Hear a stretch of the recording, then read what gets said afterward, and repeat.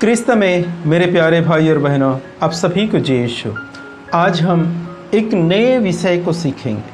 आज का विषय क्या है कि परमेश्वर के जो वचन है वो एक दर्पण है।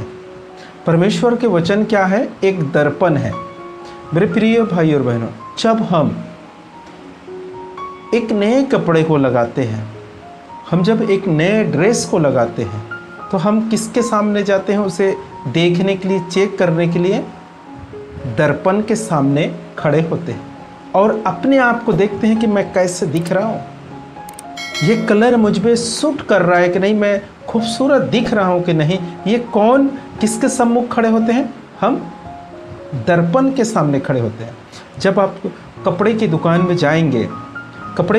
जाएंगे, तो जहाँ ड्रेस चेंज करने का एक छोटा सा रूम रहता है कि आप उस कपड़े को लगाकर देखिए कि आप कैसे दिखते हैं। इस प्रकार से जब कपड़े के दुकान मालिक या वहाँ के नौकर कहते हैं, तो वहाँ आप देखना बड़े बड़े तीनों साइड में जो दरवाज़ा है उसको छोड़, और जो तीन साइड में पूरे दर्पण लगा रहता है। उस दर्पण में हम इधर उधर पूरी तरह चारों तरफ से देखते हैं कि मैं कैसा दिख रहा हूँ। कहने का अर्थ क्या है कि जब हम नए कपड़ा लगाते हैं तब, या बाल कटिंग करते हैं तब, या समझो कि हमारे चेहरे को देखना है, तो सब हम क्या है, उस दर्पण के सामने खड़े होते हैं और निहारते हैं कि मैं कैसे दिख रहा हूँ। और उससे पूरे पता चलता है कि हम अच्छे दिख रहे हैं या खराब दिख रहे हैं या बुरे दिख रहे हैं, ये कलर मुझ पे सूट करते हैं या नहीं। ठीक है, इस प्रकार से हम लोग दर्पण के सामने खड़े होकर चेक करते हैं। और दर्पण कभी झूठ बोलती है क्या? दर्पण नहीं, जो है वो हकीकत में साफ साफ दिखाती है, उसमें कोई झूठ नहीं है। दर्पण में कोई झूठ नहीं। जैसे आप पहनेंगे उसी के अनुसार वो दिखाएगी। जिस कलर के आप कपड़ा पहने उस कलर के वो दिखाती है। कहने का अर्थ है कि दर्पण कभी झूठ नहीं बोलती। तुम्हारे चेहरे में झुर्रियाँ हैं, वो झुर्रियाँ भी दिखाएगी। अगर तुम्हारे चेहरे में दाग है तो उस दाग को भी वो दर्पण दिखाती है। कहने का अर्थ है वो झूठ नहीं बोलती। मेरे प्रिय भाई और बहनों, इसी के अनुसार परमेश्वर के वचन एक दर्पण है जिसके सम्मुख हम खड़े होते हैं। जब उस वचन, जिस प्रकार हम दर्पण के सम्मुख खड़े होकर अपने आप को निहारते हैं, अपने आप को देखते हैं कैसा दिख रहा हूँ, उसी के अनुसार जब हम परमेश्वर के वचन को पढ़ते हैं, परमेश्वर के वचन को जब हम सुनते हैं, तब अपने आप को हम जांचते हैं कि हम कैसे हैं। और बहुत सारे लोग हैं जो इस परमेश्वर के वचन को, दर्पण जो है, उसे नहीं समझ पाते। वो दूसरों के लिए, जब भी आप पढ़ेंगे तो वो दूसरों के लिए है ऐसे बोलते हैं। लेकिन नहीं, जो वचन हमने पढ़ा है, जो वचन हमने सुना है, वो मेरे लिए है, दूसरों के लिए नहीं है। दूसरे सुन रहे, वो उसके लिए है, वो मेरे लिए नहीं है। जो वचन मैंने सुना, जो वचन मैंने पढ़ा, वो मेरे लिए है, मैं दूसरे को नहीं कह सकता। लेकिन बहुत बार अक्सर क्या होता है मेरे प्रियो, जैसे कि हम एक वचन को पढ़ते हैं, संत मत्ती के सुसमाचार अध्याय 5 वचन 27 में, तुम लोगों ने सुना है कि कहा गया है, व्यभिचार मत करो। यहाँ वचन में क्या लिखा है कि तुम लोगों ने सुना है कि व्यभिचार मत करो। ये क्या है? एक पाप है बड़ा। और इस पाप के द्वारा क्या होता है? कुछ समस्या, बीमारी या तकलीफ हमारे जीवन में आना चालू होता है। जब मैं इस प्रकार से आपको बता रहा हूँ, तो बहुत सारे सुनने वाले क्या बोलेंगे मालूम है क्या? तुरंत दूसरे को जांचेंगे, दूसरों को इस वचन के सम्मुख खड़े करेंगे। हाँ, ठीक, ब्रदर ने ठीक ही कह रहे हैं, क्योंकि उसके परिवार में बहुत संकट है, उसके परिवार में बीमारी है। क्यों है? उसके जीवन में वो व्यभिचार के पाप है, इसलिए ये समस्या। ऐसा नहीं है मेरे प्रियो, ये हमें दूसरों को नहीं दिखाते, खुद को जांचना है। खुद के लिए है वचन, मेरे लिए है। जो वचन जो सुन रहे हैं उनके लिए है, जो वचन पढ़ रहे हैं उसके लिए, दूसरों के लिए नहीं। हम अक्सर यही करते हैं। हम कभी भी ये वचनों को सुनते हैं कि चोरी करना पाप है। ये अगर हम सुन लिया तो हम अपने आप को उस दर्पण के सामने नहीं रख रहे हैं, हम जांचते नहीं अपने आप को, हम दूसरे को रखेंगे। हम क्या कहेंगे, हाँ बराबर है, चोरी करना ये पाप है। वो उस परिवार में बहुत ज़्यादा चोरी करते, इसलिए उनके परिवारों में ये दुख है, समस्या है, संकट है। इस प्रकार से हम सोचते। कुछ भी अगर प्रचार सुन रहे हैं या वचन हम पढ़ रहे हैं तो हम अपने आप को देखना है। जिस प्रकार मैं नया कपड़ा लगाकर दर्पण के सामने खड़े होकर मैं खुद को निहारता हूँ, मैं खुद को देखता हूँ कि कैसे दिख रहा, उसी के अनुसार परमेश्वर की वचन एक दर्पण है। अपने आप को देखना। जब हम पढ़ते हैं कि तुम लोगों ने सुना है कि कहा गया है व्यभिचार मत करो, क्योंकि व्यभिचार पाप है, तो ये अपने आप को जांचना है, अपने आप को उस वचन के सम्मुख रखना है। कहीं मैं व्यभिचार तो नहीं करता, कहीं मैं किसी स्त्री को देखकर मेरे मन में व्यभिचार का पाप तो उत्पन्न नहीं होता है। ये अपने आप को जांचना है मेरे प्रियो, दूसरों को नहीं। हम अक्सर दूसरों को रखते हैं उस जगह में, यही हमारे गलती है। हमें दूसरों को नहीं रखना, ये वचन मेरे लिए है, जो वचन मैं सुन रहा हूँ वो मेरे लिए है, ये सोचना है। और इसी के अनुसार हमें अपने आप को परमेश्वर के सम्मुख, परमेश्वर के वचन के सम्मुख रखकर जांचना है। मैं एक छोटे से कहानी के द्वारा आपको समझाने की कोशिश करूँगा। देखिए, एक गुरु था, उसके पास बहुत सारे शिष्य हैं।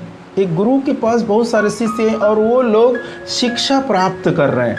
बहुत सारे शिष्य लोग गुरु के पास शिक्षा प्राप्त कर रहे हैं, लेकिन उनमें से एक जो ऐसा शिष्य है जो पूरी शिक्षा प्राप्त कर चुका है। अब उस जो शिष्य है उसका मतलब अभिषेक करने का दिन निकट आ चुका है। और एक दिन उसके गुरु उसके ऊपर हाथ रखकर अभिषेक करता है। बोले तो वो गुरु बन गया, पूरे शिक्षा प्राप्त करने पास गुरु जैसा बन जाते हैं। तो वो गुरु उसके अपने शिष्य के ऊपर हाथ रखकर अभिषेक किया कि आज से तुम गुरु बन चुके हो और आप पूरे देश में भ्रमण करने के लिए आपको आदेश दिया जाता है, आपको भेजा जाता है। लेकिन जब भेजे से समय गुरु ने एक क्या दिया, दर्पण उसको दिया। दर्पण दिए कि इसमें बुरे भले सब दिखाई देता है, इस प्रकार से कहते हुए दर्पण दिए। तो उस शिष्य बहुत आनंदित तो था कि क्योंकि गुरु के पद मिल रहा है मुझे, और जो ज़्यादा आनंदित क्यों हो गया, क्योंकि ऐसे दर्पण भी दे रहा है मेरे गुरु को, मैं किसी के भी बुरे कर्म को चेक कर सकता हूँ। ठीक है, तो ये उसने लिया और खुशी खुशी संसार के भ्रमण के लिए निकल गया। सबसे पहले अपने दोस्त मित्रों के पास गए और दोस्त मित्रों के पास जाने के बाद उस हमें उसे जो दर्पण मिला था उसका रुख अपने दोस्त मित्र की ओर ऐसे घुमा दिए। तो उसमें उनके जो जितने दोस्त मित्र थे उनके सब के पाप, उसने बुराई जो है वो दर्पण में दिखाई देने लगा। कुछ लोग दूसरे मित्र के बारे में बुराई कर रहे हैं, कोई लोग हैं जो किसी के बारे में नफरत है, ये सब जितने पाप बुराई सब उसमें दिखाई दिया। तो वो नाराज़ हो गया क्योंकि अपने दोस्त लोगों को अच्छा समझता था।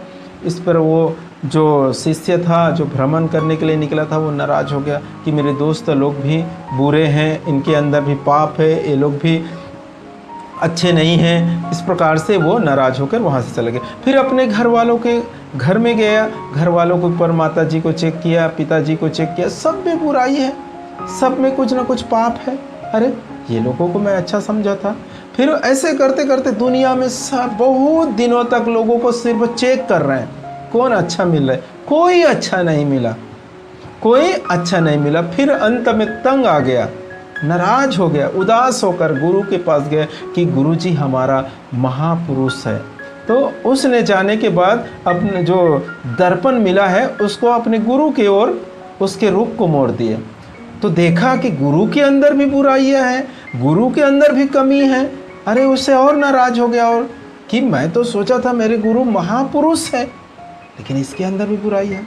और गुरु से कहता है, गुरुजी मैं क्या करूं, मैं क्या करूं जी। जहाँ जहाँ भी गया और जिसको जिसके इस दर्पण को उसके सम्मुख रखा, उस सब में बुराइयां हैं, सब में कमियां हैं। इस प्रकार से वो कहने लगा।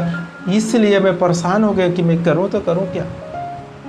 गुरु कहता है, बेटा ये दर्पण जो है दूसरों के पाप या दूसरों की कमियां या दूसरों की बुराई देखने के लिए मैं नहीं दिया हूँ। ये सिर्फ तुम्हारे कमियां, तुम्हारी बुराई, तुम्हारे पाप देखने के लिए दिया हूँ कि इसमें तुम अपने पाप जो करोगे वो दिखाई देगा और उससे आगे दूसरे दिन उससे बचना और उसको सुधारते हुए चलना। इसलिए मैं दिया हूँ कि तुम अपने अपराध और पाप और अपनी बुराइयों को देखते हुए चलो ताकि तुम सुधार सको। इसलिए मैं ये दर्पण तुम्हें दिया था। लेकिन तुमने इतने दिन बेफजूल बेकार में दूसरों की कमियां ढूंढने में निकाल दिए, दूसरों की कमियां देख रहे हो इस दर्पण के द्वारा। इतने दिन यदि तुम खुद के अपने कमियां देखे रहते, इसमें अपनी बुराई देखे रहते, तो आज आप एक महापुरुष बन गए रहते। इस प्रकार से अपने शिष्य को गुरु समझाते हैं। तो मेरे प्रियो, ये हमारी ही कहानी है। हम जब वचन को पढ़ते हैं तो दूसरों को चेक करते हैं। हम जब वचन को पढ़ते हैं तो दूसरों को चेक करते हैं कि इसमें लिखा है कि तुम लोगों ने सुना है कि कहा गया है व्यभिचार मत करो, चोरी मत करो, अपराध मत करो, या जो भी है 10 आज्ञा के जो हम नियम जानते हैं, माँ बाप की सम्मान करो, ये सब इसके विरोध क्या है? अपराध है। तो हम वचन पढ़ते ही क्या करते हैं? हम दूसरों को जांचते हैं।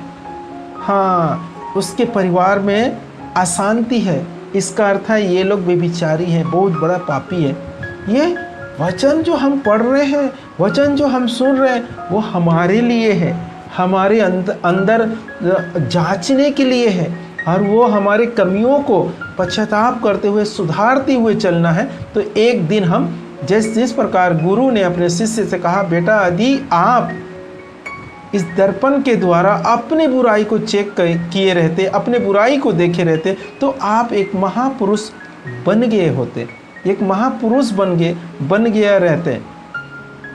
इस प्रकार से कहते हैं। उसी प्रकार मेरे प्रियो, जब हम वचन पढ़ते हैं तो अपने आप को जांचना है, दूसरों को नहीं जांचना है। यदि अपने आप को हम जांचेंगे तो हम एक दिन महापुरुष कहलाएंगे, अच्छे एक विश्वासी बन जाएंगे। जो हम में कमियां कम हो जाएगा, पूरी तरफ से ख़त्म नहीं होगा, लेकिन कम होते होते एक दिन पूरी रीति से हमारे अंदर से बुराई ख़त्म हो जाएगी। कब? जब हम परमेश्वर की वचन एक दर्पण है, उसे हम अपने सम्मुख कर रख कर जांचेंगे, देखेंगे। तब मेरे प्रियो, हम दूसरे के अपराध और पापों को देखना नहीं है, अपने खुद के अपराध और पापों को परमेश्वर के वचन में जांचना है। परमेश्वर की वचन क्या है? एक दर्पण है। जिस प्रकार हम अपने आप को दर्पण के सामने निहारते हैं, देखते हैं, उसी के अनुसार मेरे प्रियो परमेश्वर के वचन को जब पढ़ते हैं, सुनते हैं, तो उसमें अपने आप को रख कर जाँचना है, देखना है कि मैं पवित्र हूँ क्या, मैं भी विचार के पाप करता हूँ क्या। परमेश्वर के वचन में कहता है माँ बाप के सम्मान करो, मैं सम्मान करता हूँ कि नहीं, ये देखना है अपने आप को। मैं इस वचन में जज रहा हूँ कि नहीं, ये सब चेक करना है मेरे प्रियो। परमेश्वर के वचन में लिखा है चोरी मत करो, लालच मत करो, क्या मैं लालच करता हूँ क्या, ये चेक करना है। दूसरों को नहीं चेक करना है, अपने आप को चेक करना है। जिस प्रकार अपने चेहरे को हम चेक करते हैं, मेरे दाढ़ी बढ़ गया है क्या, मेरा मीछी बढ़ गया है क्या, उसी के अनुसार हमें भी परमेश्वर के वचन में अपने आप को चेक करना है, हमारी अपराध और पाप। और इस प्रकार से हम चेक करते हुए अपने आप को उसमें रख कर देखते हुए जब चलेंगे मेरे प्रिय होते, एक दिन हम अच्छे विश्वासी बन जाएंगे और परमेश्वर पिता हमसे नाराज नहीं, अत्यंत प्रसन्न होगा। आज आप समझ गए हैं, देख लिए हैं, जान गए हैं कि परमेश्वर के वचन एक दर्पण है और उसमें अपने आप को निहारना है, अपने अपराध और पाप को चेक करना है। तो परमेश्वर पिता इन वचनों के अनुसार हम सबों को भरपूर मात्रा में आशीष प्रदान करे। आप सभी को जय यीशु।